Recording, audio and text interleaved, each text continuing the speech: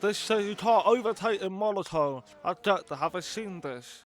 Hello everybody, welcome back to another episode of F126, and today we are heading to Monaco, and third we got some upgrades coming in, and some of it needs shortening of course, and this upgrade is going to be a big one for us because here the performance chart the hand is now pretty much the shit best team on the grid, with Alpine ahead of us and the top four are so close. So it's pretty much very much a close battle in terms of performances, and Charles Leclerc still leading the championship, with Russell, who won the Canada, is in second with Lando third. And let's go to Monaco. Now, if you ask anyone who's raced here, they'll tell you, nowhere in the world is more important to get a high qualifying position than here on the windy, chicaney, challenging streets of Monaco. We're about to set the grid for tomorrow's race, but potentially for the end of the race too. So welcome along, everyone, to the Monaco Grand Prix qualifying. Here we are. Finally, we are doing the Monaco Grand Prix qualifying. Doing our third run, already gone quite far in around the hairpin, but unfortunately this happened. Got some wind damage.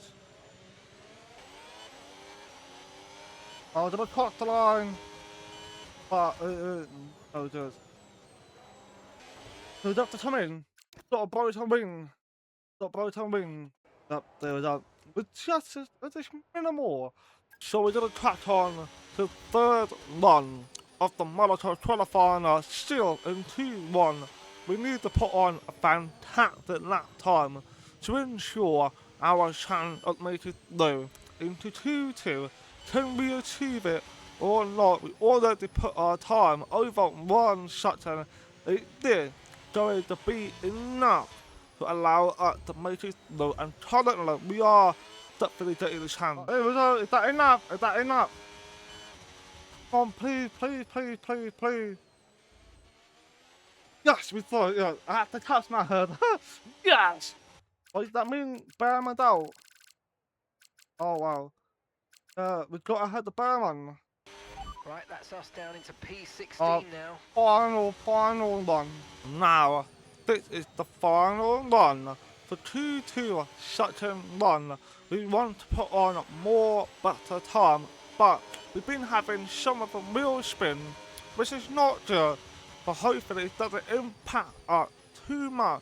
We shouldn't be too far off the top 10, but I wouldn't be surprised, so we're going to see what we can manage for the qualifying, and hopefully we can make it through to Tuesday or be closer to top 10. It doesn't matter, we don't be fantastic. On the point 4 second up. Come on, please! Come on, P12. Love it! I love it!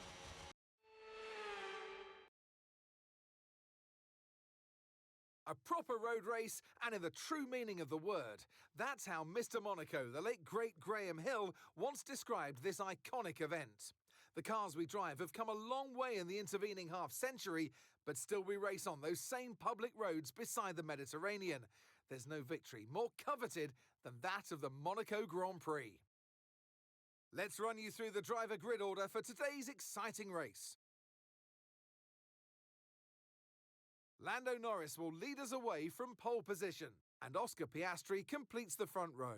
Looking at the rest of today's grid, we have Leclerc, Russell, Max Verstappen and Antonelli, Hamilton, Albon, Alonso and Pierre Gasly, Hadjar, Daniel, Carlos Sainz and Lindblad, Stroll, Bottas, Liam Lawson and Gabriel Bortoleto, Bearman, Hulkenberg, Perez and Franco Colapinto rounds off the grid. It's almost time for those 5 red lights to go out then. Let's see who can prevail today.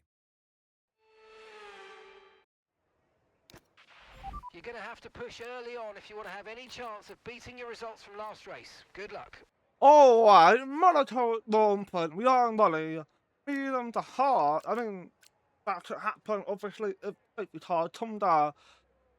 But I think we all just... Oh, we're ready to line up to the word.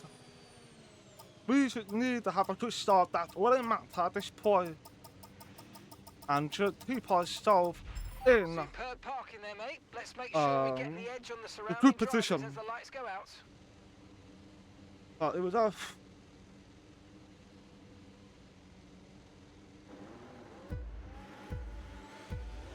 And now we're waiting for 5 and red light for Monaco now underway. And I don't know who did not get off a fantastic start. It's Piastri taking the lead with Charles Leclerc trying to get through, but he does not. Charles Leclerc behind Lando Norris, but Lando has been a bit bottle job for this late start, and that is not good for Lando Norris. As we go down the order, Danny teammate Ollie Bearman is batted away with Lance Low, and looks like Bearman got the head, and we got some action with Racing Ball 30 William Audi 30 Cadillac, Bortoletto and Valtteri Bottas, along with Toro side 30 Liam Lawton at the head, and it looks like Toro side is gonna be behind Liam Lawton, but Bottas and Bortoletto are still going at it after going approach to the toddle, and it looks like Bortoletto get themselves ahead of Valtteri Bottas. Well, what race we are seeing this early stage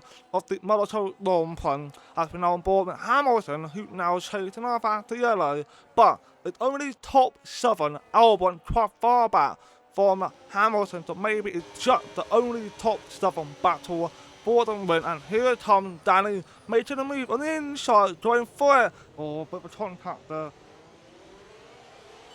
Let him by, let him by, let him by. Boost mode available now. That definitely gave them a massive damage on the front wheel, and the Motorsport are not happy as they are asking for more than just a warning to Danny. But now we're further into lap 3. Danny now tries to make a move on either jar. Clearly, Danny got way more pace to either jar than to the damage to his front wing.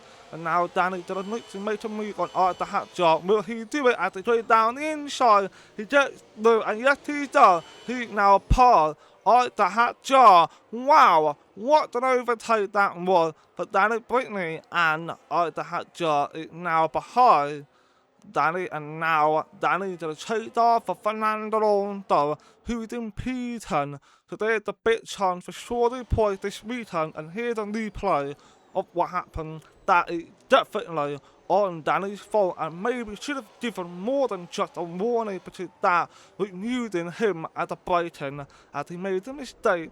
And well, you guys can think about this one, but I believe it should have been given a penalty for this one. But now on to lap 5, we caught up to Fernando Alonso, and we know we got the much more better pay than Fernando in his Aston Martin.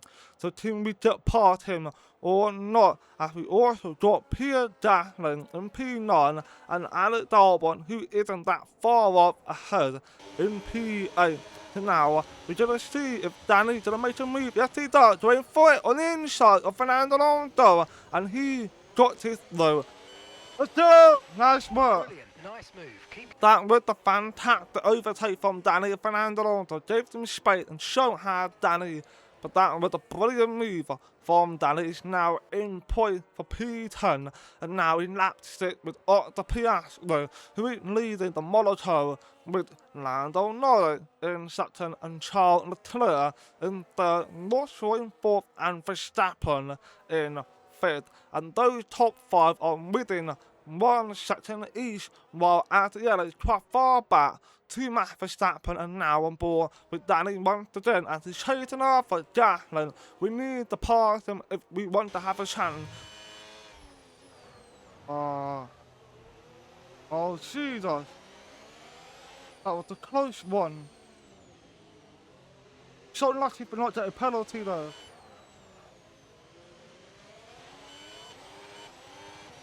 That was the close one indeed. He saved it, but here's a new play.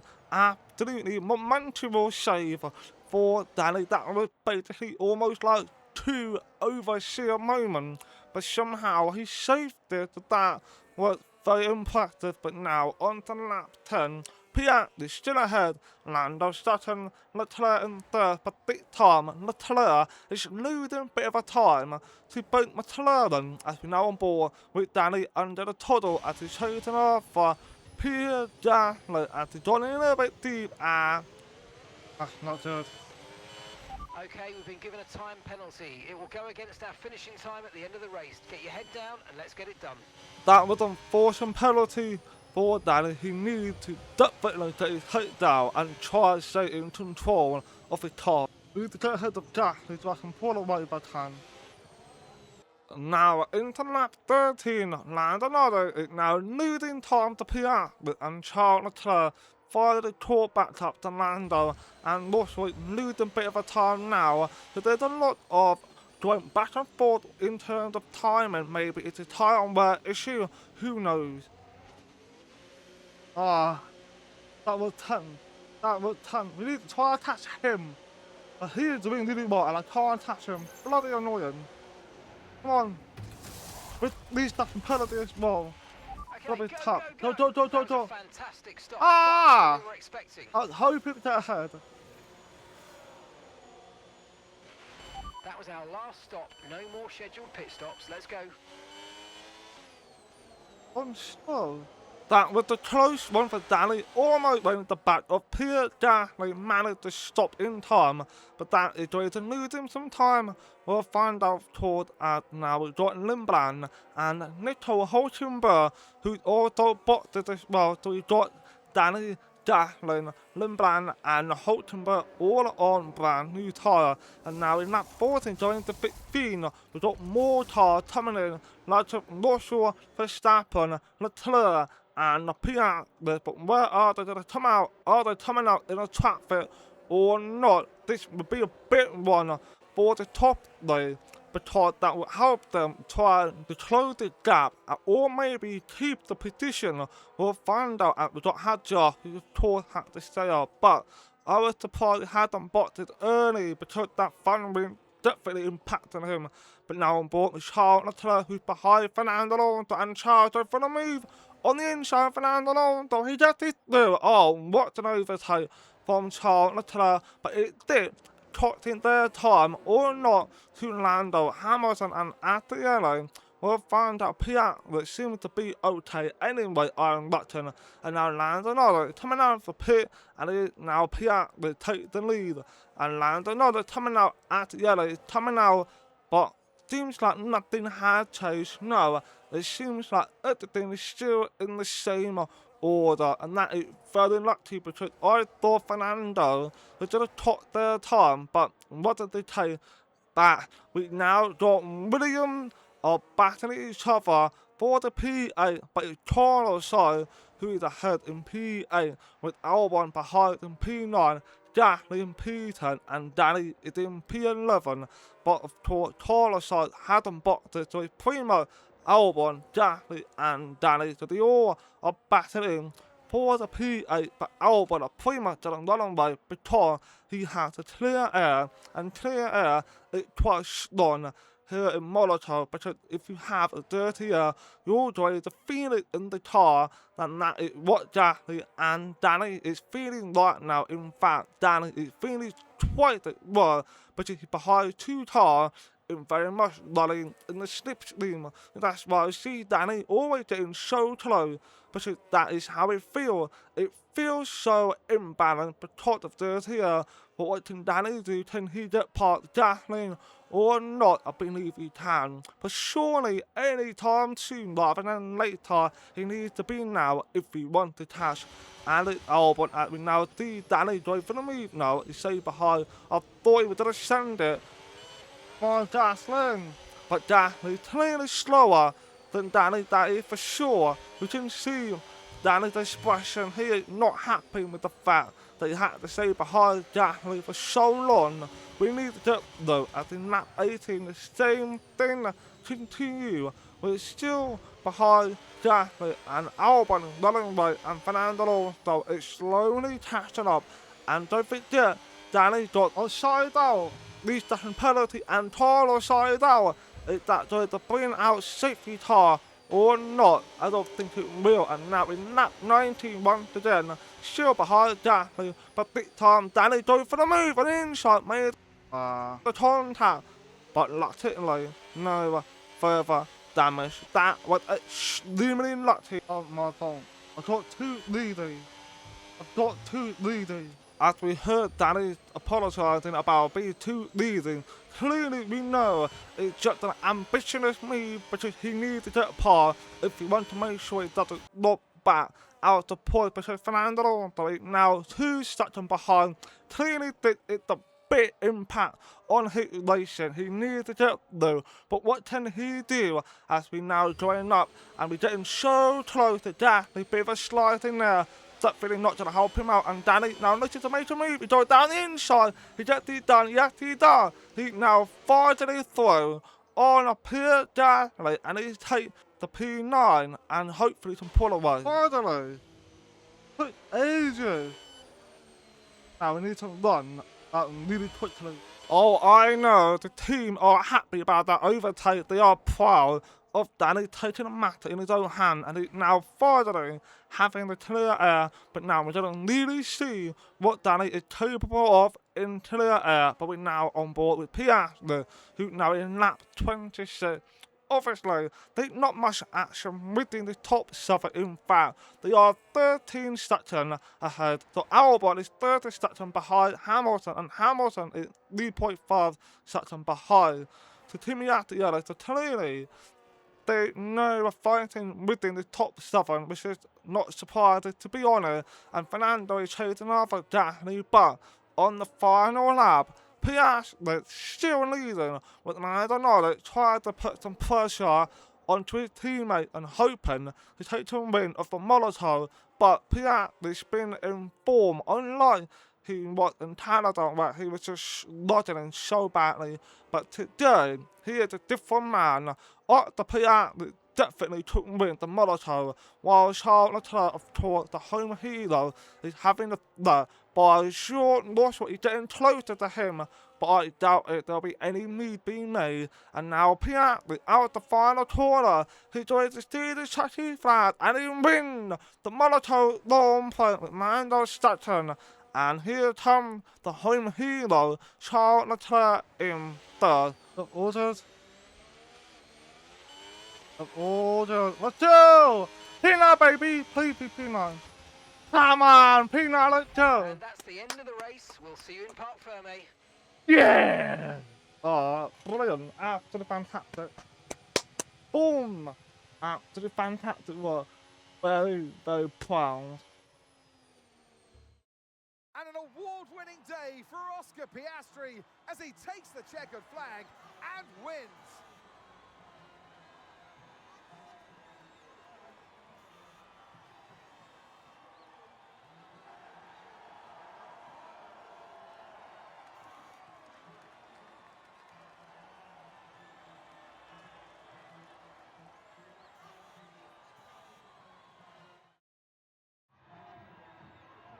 It's what they've all been racing towards, waiting for them.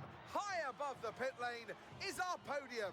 And for the lucky 3, it's time to stand on it. And your winner today, the man from down under. Congratulations, Oscar Piastri. Well done to Oscar Piastri, land another second place after an awful start with Charles in third, but Danny now surely another point back to back, but land another still behind Charles, but Piastri slowly catching up, that is for sure. And McLaren is clearly the stronger team, but guess what? After Monaco, Danny, he's beaten Ollie Bearman 3 times this season out of 5 races. That is fantastic, especially if we want to prove a Ferrari that we deserve to go to the championship team. We are hoping that team will come for ourselves and beat Bearman to the sea for the Ferrari and ignore the last 16 out of 16 is the bug. Ignore that. But thank you guys for coming here and enjoying the video. I hope you stay tuned in for more to come. So thanks for watching. Please like and subscribe. It makes the video do well, and peace out.